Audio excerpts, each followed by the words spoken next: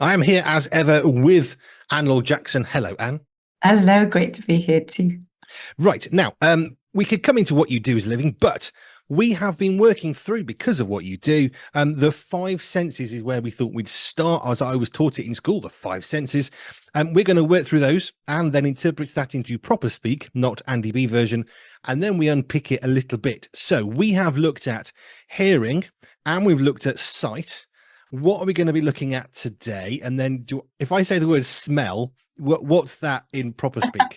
Yeah, so we have looked at auditory processing, visual processing, and we're now on to olfactory processing. But yeah, it's the sense of smell and what it does for us. And yeah. I'm quite liking this series that we're doing, because this is, for me at least, it's my really rudimentary basic core understanding of how our senses help us to interact with people in the real world around us. When I was at school, we would talk about the five senses. We've already touched two of those. It's much more than just hearing or just seeing. There's a whole lot of the stuff, hence audio processing. The word processing is the clue there. So smell, give us a bit of an overview about, well, let's start here. Why is smell important? Oh, loads of reasons. It's one of those really strange ones, because it's just like, why have we been given a nose? Like, it would be so much nicer perhaps if there was something else that looked a bit different, and people are quite sensitive about what their nose looks like, how big it is, the structure and the form. And it's another one of those bizarre things, like the shape of the ear, why we have this nose the way that it is and where it's positioned. And but the importance of it is it gives us so many things that we don't actually normally think about. It's one of those automatic underlying baseline things that help us recognize people. We don't realize most of the time just how important the smell recognition is, because each of us, one of the lovely things, I always talk about sensory processing and sensory thumbprints, finding each individual person's unique sensory thumbprint, which is how we assess and find all of those senses, how they are working for that individual person. But the smell has its own thumbprint. It has its own fingerprint, that every single person has a different smell fingerprint, a different smell thumbprint. So like a mother can tell, if she was to go into a room and if she was blindfolded, she would be able to tell which of her children it is. Or if it was in a nursery, you could kind of go around. If there weren't any other senses being impacted with sights and sounds and all kinds of things, you would actually be able to identify your own individual, your own loved one, your own husband, your own wife, your own child. We each have our own individual, smell. Wow. So that's really fascinating to begin with. So just on that really basic level, but of course we don't go around smelling people. Well, not normally. Yeah, anyway. probably shouldn't. No. And that's why it's hard when we use deodorants and things like that. It impacts a base level of communication and of connection. And then we associate, if somebody has a certain perfume, we associate that perfume with them, which then gets a bit disconcerting if they then change that perfume. But it involves, smell involves feeding and how we enjoy food or not. It gives us our bearings. It gives us so much pleasure or warns us of danger. It's very, very important sense. I watched a documentary, maybe you can correct me, I may have misremembered, but in the documentary, they showed people who were meeting each other for the first time. So it was kind of classic, normal situation. You walk into a room. Oh, hi, how are you doing? My name is Andy, you're Anne. Oh, great, yeah. Quick handshake and off you go. But what they discovered was lots of people shake hands and then sniff their hand subconsciously immediately afterwards, or very quickly afterwards. I don't know if you've ever known anything about that. I was fascinated. No, but that would fit in exactly the same thing. It's that recognition of who you are. Goodness, I never knew that. That totally ties in. I love it when you say things and it just reinforces what I've just said. It's like, oh, thank you, Andy. I'm not yet. I'm not just out here because I can. I just watched it and then I thought, no, that's not real. That's got to be fake. And you realize this is actually scientists who are doing proper observational studies. Right. But yeah, people were shaking hands. Hi, how are you doing? And not straight away sniffing, but then they'd go away and it's almost involuntary at a very, very distant subconscious level that they then sort of wipe their nose as they go to scratch their eye or something. And it was very interesting. So I just wondered if you'd seen that or heard of that, but you're saying it basically it probably fits anyway. It totally fits. It totally fits. It's that recognition, but it's totally subconscious. We are not consciously thinking about, oh, what does this person smell like? Do I like it? Do I recognize this? Does it associate with anything that I've experienced in the past? We're not doing that at a high cognitive level, higher in the cortex. It's much lower brain processing. And of course, recently, if you're doing that, you're going to smell that the alcohol hand wash. It's probably all you're going to smell now from shaking hands. I know before I walked into the room, wash my hands. As I finished, wash my hands. It's the sort of post-COVID thing is still there, isn't it, with the hand washing? Mm. It is. It is. And that smell is going to trigger an awful lot of negative associations and memories for people. Mm. Okay, so that's sort of the what is the smell. The one thing I do know about smell is it is an incredible trigger for memories that are hidden a long time ago. So when I had CBT PTSD, so cognitive behavioral therapy, post-traumatic stress disorder, when I had that therapy and I was struggling to remember, one of the things the therapist did was, okay, what can you smell in that memory that I had a bit of a glimpse of? What can you smell? And all of a sudden, it really is like one of those films where all these images start flashing and you've got this storytelling. It was like that every time. And I was quite shocked. She should find it quite funny that just how powerful that having a small memory and then attaching a smell to that was insane in a good way. Yeah, phenomenal. It is the only sense of our 7/8 senses that doesn't go through the thalamus. Most of our body senses come up through the brainstem, which is a really powerful integration space at the very bottom of the brain. And then they go to the thalamus, which is in the middle of the brain, which is like the main train station, or like Heathrow Airport if you're British. It's a real hub for processing sensory information, which then fires out the information and collates it and does all kinds of things with it. Smell doesn't go that route. So as it comes in and goes up to the olfactory bulb at the top of our nose and then gets turned into electric circuits and then gets passed on from there to the temporal lobe, which is another part of the brain that is mainly the one for processing that smell, there are direct links into the limbic system in the middle of your brain, which is where the memories are stored. So absolutely, that is why when you do get a smell, it's straight in there. It's not processed. It's not kind of like modulated. It's not dampened down. It is, the smell just goes in and goes straight to the emotional receptors, the emotional interpreters inside your brain, rather. The olfactory bulb are your receptors, the limbic system does the interpretation, and along that connects really closely to those memories and visual memories, and then goes to the temporal lobe to get connected with words and other things that go along with it. Mm. So it's a very, very, very powerful sense.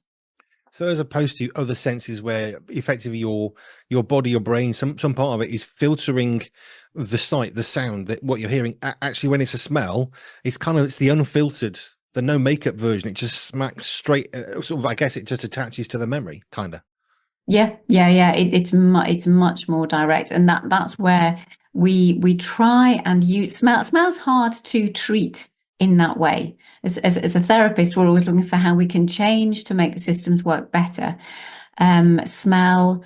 There was a child this morning that I was working with who has no smell recognition whatsoever. So for the likes of if your toast goes on fire, you've got smoke. We have an internal detector that we don't like certain smells because it's not right. If your toilet's blocked, there are certain smells you just think, oh, I have to act on that.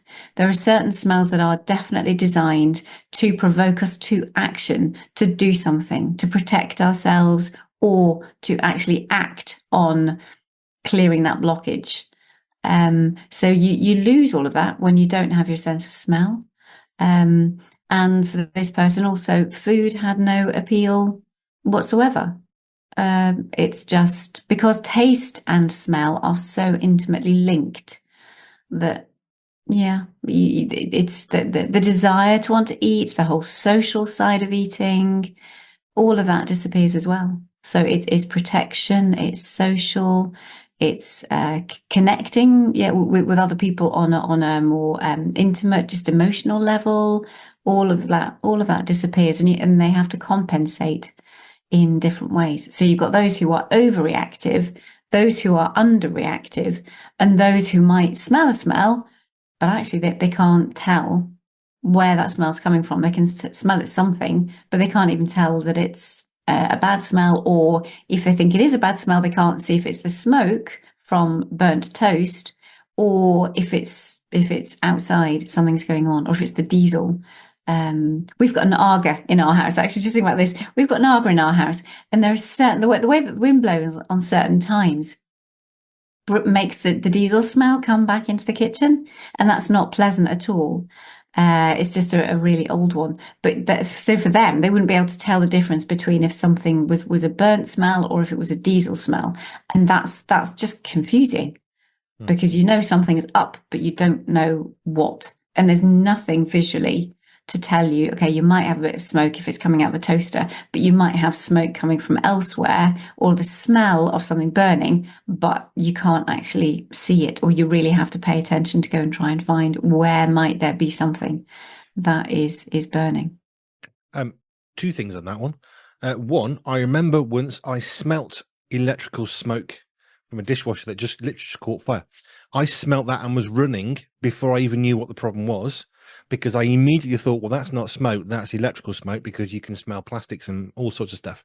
So I was running like heck for for the fuse board to kill the power in the house, because I knew exactly that's an electrical fire. I don't care where it is, it doesn't actually matter. The first thing is get the power off before we have a problem. So I Mm. ran to the fuse box and knocked the thing off. I suppose potentially risky if I did that. I could have got electrocuted, I guess. But do you know what? I hit it so hard I didn't really care, Mm. because let's just cut the problem out. But of course, if I didn't know the difference between a piece of toast burning and the dishwasher catching on fire, which I was literally 10 foot away, I would not have known it. Now I heard it, but I smelt it first, and the smell is what got me running and shouting, "Get out of the way!" Yeah. And the whole house was in turmoil because I was screaming through the house just from the smell. And it triggered a physical action in Mm-hmm. response without me even contemplating what was going on. Yeah. And that is the power of smell. And that is the speed at which we process smell without there comes a point that yeah it flicks up. I've got to act, and how am I going to do it? I need to go to the switchboard. So that was a conscious effort that you thought, I need to go to the fuse box. I need to deal with that. But that was that processing. You smelt it, your brain knew it exactly, intimately, within a second, and it's just like, I have to go, and you were able to go. The bizarre thing was, I also saw a picture of the fuse board as I was running. In my mind, I had a picture of where it was and which way the thing flapped down. And I'd only looked at it maybe once or twice, but it was very bizarre. It was very almost surreal.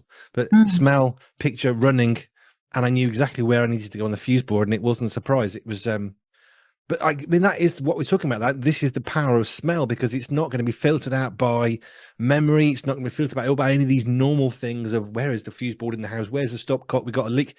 I've had that and had to find a stopcock. It's not as dangerous. Mm. Good, but it's not as dangerous as electrical fire. So my speed of actually, where is it? We can't remember. We've forgotten. Where is it? I don't know. Yeah. And eventually we found it. But I had a picture of where it was, and I ran.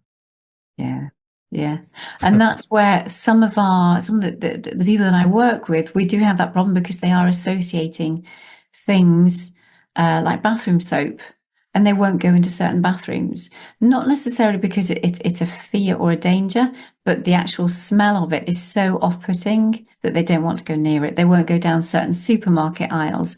They won't wear things that have been washed with a certain washing powder or washing liquid. It's those things that just get in the way of life, and people don't realize. And it's like, well, stop being stupid. Often is what they are told. Just put it on. It's only been washed. Kind of thing. If there's not the recognition of how how sensitive we are to smell, and an acceptance that that's okay, because there's not a lot we can do to change it, There are certain things that we can do to help, but we just accommodate our smell preferences for most of the time to stay in our best sensory health. Another thing that came to my mind was the issue of eating, because if you're in a house and someone's cooking the dinner, the smell starts to move through the house, and oh, it's coming towards dinner time. You might look at your watch and think, okay, 5 o'clock, another hour or so, the slow cooker will be done, and it's dinner time. And already your mouth's starting to salivate, your stomach starts to gurgle because, okay, give me the food, and all of that is going on irrespective of our thought process. It's an autonomic response, isn't it? Really. Yeah. But if you've got a misconnected that's a bad smell because of a brain trauma, or if you've got, oh, that's a smell that I really hate, or you can't smell it, or you just don't know what that smell is, all of a sudden, even some of the physiological stuff, like your stomach preparing itself for food, your mouth getting salivated so you can add moisture and then swallow it, all of that stuff isn't going to be happening, is it? No, no, it's a profound, it has a profound impact for being such a little, apparently little experience.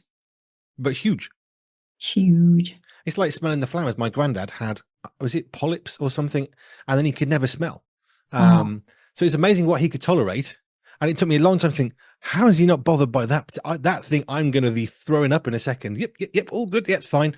yeah. Because he couldn't smell it. Therefore, it wasn't such an issue. Mm-hmm. And there's always a positive somewhere along the line, Yes. and that being one of them. But I think it's lovely when we do focus on the sensory health aspect of it. It's like, let's feed our sense of smell with the things that are beautiful, and not diminish how important and how nourishing it is to have lovely smells. I live on the island of Jersey, so for me, going down the beach, and I love seaweed. I know, of all things, not when it's really potent, and there are certain seasons where it's just like, woo, that's quite something. But there's something. It's just a lovely thing for me to be able to smell seaweed, cut grass. It's just so refreshing. Coffee, all the things when you're selling a house. Using those, you break your bread, Yeah. you put the coffee on, those warm, associations that come with certain smells. There's a lovely thing to be able to introduce those things into everyday life to help you feel better. I seem to remember a supermarket that pumped the smell of bread being made to the front of the store. So as soon as you walked into the shop, you had fresh bread being literally blown over you to make you hungry to buy more. That's perfect psychology. It's I know there's a funny thing between just honoring and but it's where does it become manipulation? So it's like, well, let's leave that to anybody else's conscience. Everyone will draw their line in the same in that way. But yeah, appreciating the senses. I think they knew they were onto something there, because that's exactly what it would do. And that's, however, for certain smells, it will be, there are general smells that we talk about, and they will do that. And then there are others that we have to watch, because smell is so pervasive that if we are using it, so for example, like my boy this morning, who doesn't have good smell recognition at all, or registration, which is the first part. You've got to register you're smelling something, because that before you can then discern what it is you're actually smelling. So we need to get his registration up that there are things. So we are dosing bits of handkerchief. He's quite willing to work along with this. So dosing bits of handkerchief with more intense smells, some aromatherapy drops, some other things, we'll be spraying it. But it has to be done in a room that is not going to impact other people, because smell is so pervasive, and people can have really negative effects and can cause headaches. Perfumes, aftershaves, lots of those smelly things, those plugins can all cause headaches for people too. So if there is any element of smell, then to make sure that it is contained as much as possible, so that you don't impact other people too much. As I guess a former asthmatic, those plug-in things. If someone's got one of those, I'm out of the house. I can't breathe. My lips swell up. I think 3 of our kids have now been told by doctors and nurses they've got perfume allergies. So we have to be very, very careful. So like Jo in particular, she smells like in some of the people she works with, they wear a lot of perfume, and she has to leave the room because she's got an instant headache. She can't breathe. She's coughing. Her eyes are watering. This isn't, a mental response. This is a physical. I can't cope with that. I Mm. have a tiny bit more tolerance, but not much, because it's just one of those things that if I walk through a cloud of vape, I'm choking. Mm. Someone's just vaped. I wish that could be made illegal. I'd rather people go back to smoking, to be honest. It causes less issues with my breathing. I Right. can actually breathe afterwards.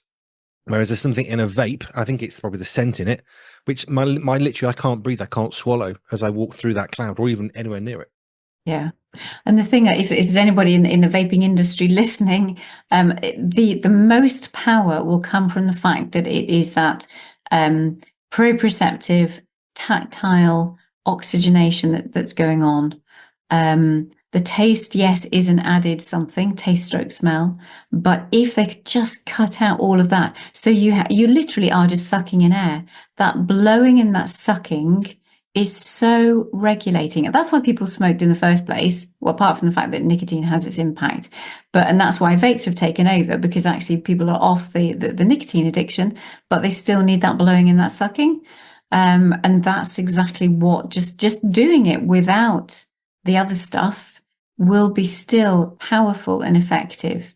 Because what we need is that eye, mouth, hand breathing in and out. That is the most regulating of activities, which I do lots with my kind of people, whether it be blowing tennis balls across a pool of water, sucking things, like lifting things up with straws and blowing them. All of that is so good for the body. So actually, I would love a company to do air vapes, for want of a better word. I don't know if that exists. I've never seen any, but I if wish it anyone's did. listening, you heard it here, and that's okay. You can always pay me commission at some point. But yeah, air vapes is where we need to go. I would love to see vapes completely eradicated from the face of the planet. They are horrid to me. I can't breathe. Right. Another idea that came back from your talking about smell, because I want to move on to the therapy part of what it is that you do. But I remember going, one of my first jobs after school, I went up to Scotland and we were putting in pipes to get methane out of household waste sites. So the household waste sat there for 25, 30 years. Then a company who I was working for come along, drill a massive thick pipe into the ground so that the methane can get out. They actually capture the methane and they burn it. But the smell is something that I'm not sure I'm ever going to not smell. We're digging through 20-year-old house waste. If you think your bin is bad, it's nothing, honestly. If you put your bin in the ground for 20 years, that's what I did for about 3 or 4 weeks, drilling holes. And the guy I was with, who was used to it, was laughing as I was bent double, retching and trying to be sick. And Right. within a few days, I got used to it. I never stopped smelling it. However, the smell became less of an issue. So, in a sense, I suppose that was a form of immersive therapy, for want of a better word, standing on a 25-year-old dump, pulling out stuff from, 10 meters below the ground, horrid, wretched stuff. But I got used to the smell. Mm. So that is that effectively not a good one, but a version of it, sort of immersive therapy. Yeah. It's where our cells habituate. That's what we would say in technical terms. It's that habituation that actually we, first time we smell something, goodness me, we are really alerted to something, and the brain recognizes it as new and has a response. That's that I processing. had a You response.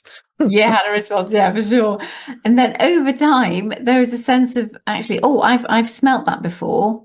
Um, I know it wasn't nice, but you would have those consequences for some time. But then again, the brain's the more and more it gets used to something, the more and more it habituates. So it's less intense. The impact is less. You basically habitually get used to it, and that is what happens with lots of our senses. For seasickness, for smell stuff, for lots of things, and that's that immersive. That's one way of dealing with it. I normally rather a gentle approach rather than full on, cold turkey type. Right, this is what you've got to experience 24 hours a day, and then your brain will shut off because it does. Yeah, 15 hours a day, 10-day weeks. it was ripe and pungent, shall we say. But interesting, the guy I was with who'd done it for a very, very long time, he said, stop looking at the stuff coming out of the ground, focus on the job, it'll get easier quicker. So I listened to him because I respected, what he did and whatever. And the more I focused on my job, the less the smell, the stench, and the ooze was an issue. It sort of became a lesser issue, which I guess in a very, very obscure way is sort of a form of therapy of distraction in order to get used to it.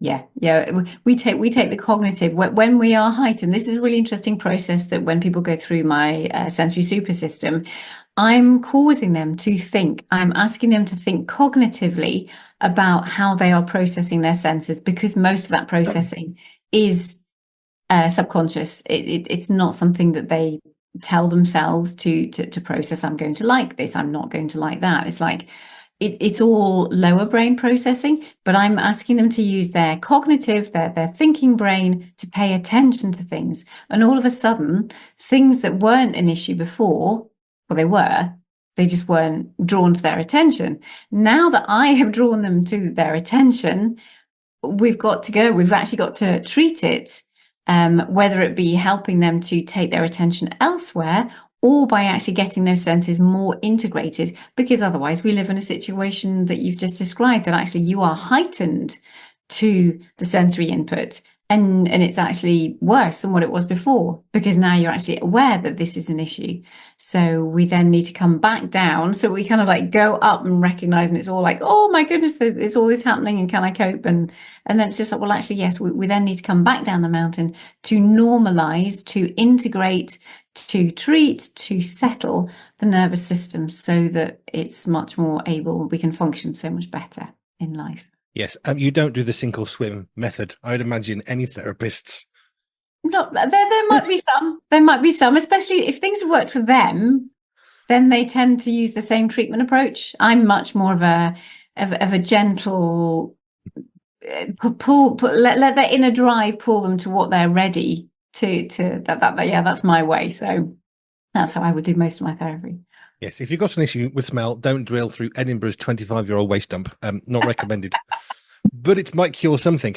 Okay, so let's move back onto the therapy stuff. You're saying it's harder to deal with a sense of smell because it works in a different way into the brain. What can somebody do if they have, I'm trying to think of something that's been completely misconstrued. I don't know, they smell a piece of chicken cooking, but they associate it with something really, really evil and bad because they had bad chicken one time. How might they go from smelling chicken, which is perfectly healthy, cooking in a pan, and wanting to be sick, to not and being okay with it? There's loads of different ways in. I normally have lots of different approaches to that. So we would take away, we'd work on anything that's cool smells less than anything that's hot. So that's why when food is cooking, that's when it goes around the household and you can smell it. So we would start with chicken looking like a chicken, but cold, so that the smell affect is a lot less. And then it's the talking. We want to get the brain engaged, thinking about it and dealing with those negative past associations, and slowly increasing the smell of that chicken so that it is tolerable. Pairing it with another smell. So you've got two things cooking at the same time, so that they start to get used to the smell of good chicken, but they might be cooking alongside with some beef of what they are happy to have. So that there's that way of doing it, talking it through all the time. And then on a completely different level, we would then look at the general arousal level in their nervous system. Because when you are heightened, when you're more alert, when you're more conscious of something happening that you don't want to happen or that you've been sick with in the past, we need to calm the system down so that it is not quite so receptive to the smells. So we would be looking at how we can go on the trampoline beforehand, how we can calm the body down, how we can do exercise, how we can just listen to music, use all the other senses to bring the body into a better place, so that when the smell hits, it's not fired up quite so quickly, which can happen. So Eating outside, and a nice Mm, strong breeze. I mean, that'll moderate the smell, won't it? as well. Yeah. Yeah. And give you other sensations to pay attention to, if your brain to pay attention to, not just the smell itself. I suppose if you're overloading, no, that's not quite right, but if you are using more of your senses more, Mhm. I don't know, because you've got the wind blowing on your face, so you can feel the wind, you've got the temperature, you can hear the trees rustling. If all these other senses are actually working at a good high level, not over level, but just working at a good level, the thing that you have a problem with, the smell of that piece of chicken cooking, it's going to be less of an issue because your brain can only process so much. So if you're making your brain work across the spectrum more, Mm. actually it's easier then. This is me trying to put into words what you're saying. Mm. How that sort of diminishes how much of the smell is how much well, your brain can't play with the smell sense so much because it's got to deal with everything else as well. Yeah.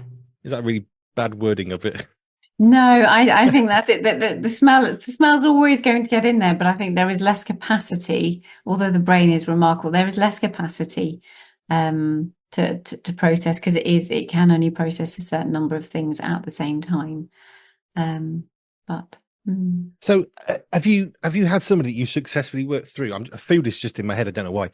Probably want breakfast. But have you had somebody who has had a real issue with smell? This makes me sick, and they are literally being sick.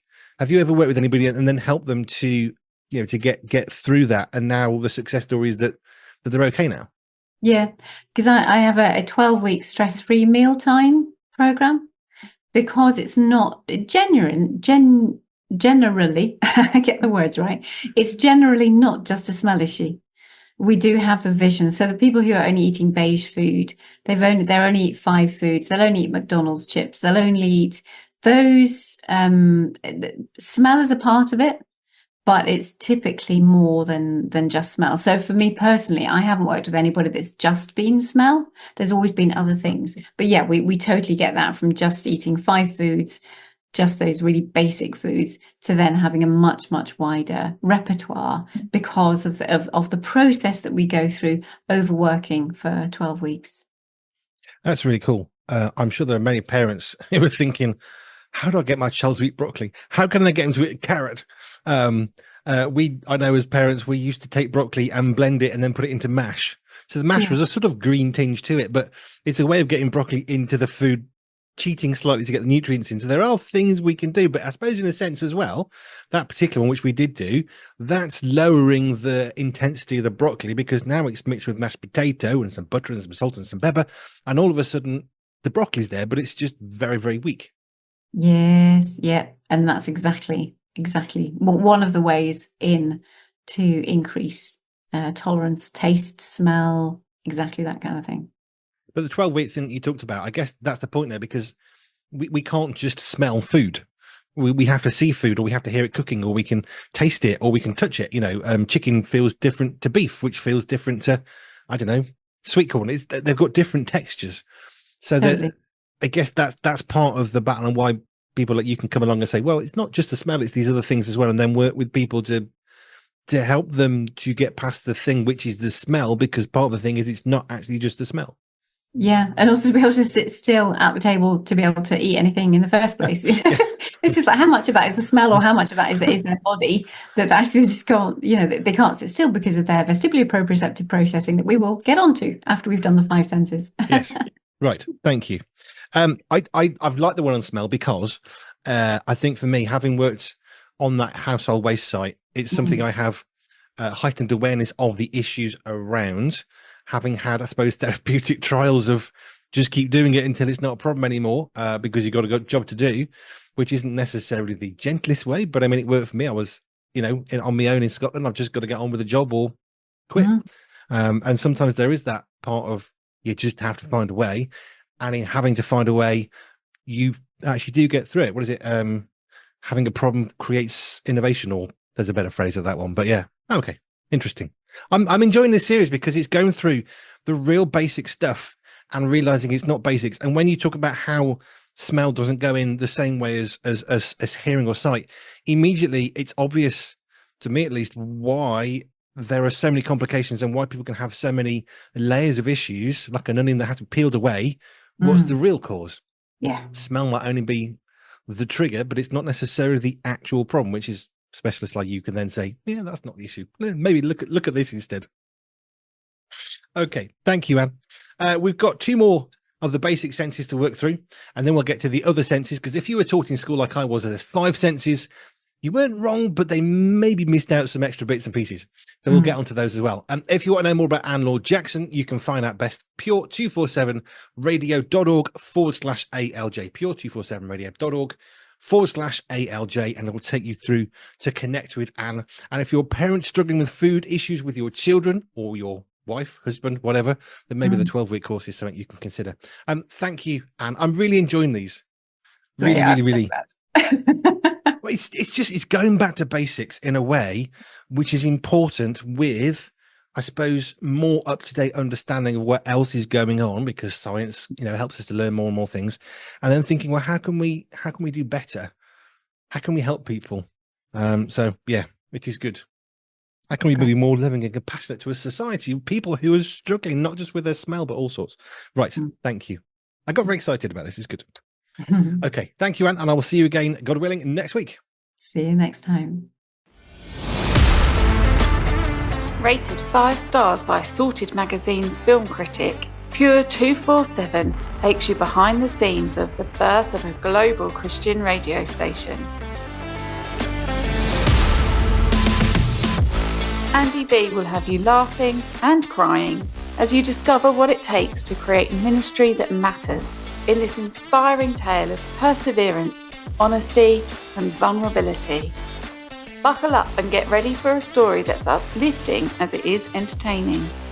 Behind the microphone, they face bankruptcy, eviction, and 2 life-changing surgeries. Can they make it? Will they make it? Get your copy of this life-changing book today. Pure 247 is available now on Amazon. Andy B is best described as a man after God's own heart, who insists that God's vision and resourcing trump all handicaps.